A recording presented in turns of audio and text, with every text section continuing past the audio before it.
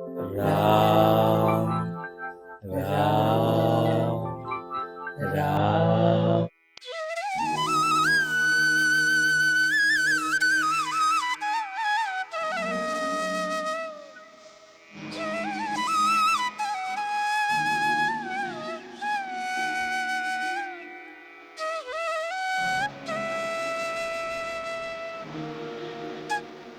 मेरे राम जो है वो इस संसार में क्यों आए, किसके लिए आए?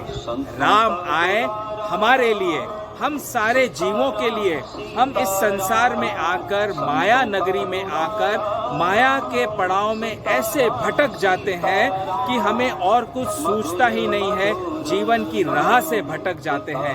जीवन में इतने उतार चढ़ाव आते हैं, सुख दुख आते हैं, हर दुखों के पहाड़ आते हैं। तो संसार का जो जीव होता है वो इतना कमजोर होता है कि वो माया के चक्कर में ऐसा पड़ जाता है, वो सब कुछ भूलकर अपने जीवन को ही खोने बैठ जाता है।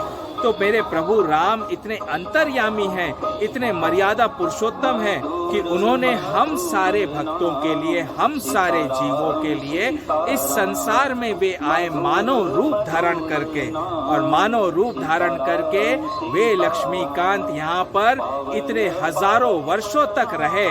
उनके जीवन में आप मुझे एक समय ऐसा बता दीजिए जिसमें उनको कोई कष्ट न प्राप्त हुआ हो।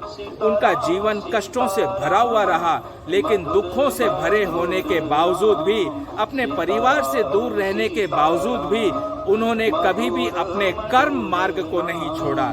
हमेशा अपने कर्मों का निर्वाह करते रहे, धर्म के मार्ग पर अड़िग रहे, धर्म के मार्ग को न छोड़ा, सत्य के मार्ग को न छोड़ा।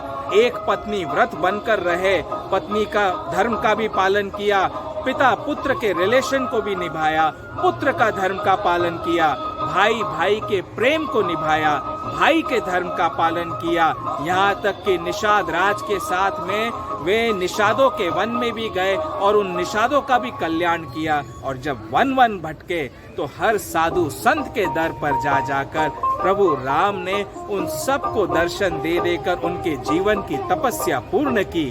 ऐसे मर्यादा पुरुषोत्तम राम की नगरी अयोध्या धाम में हम आज मौजूद हैं।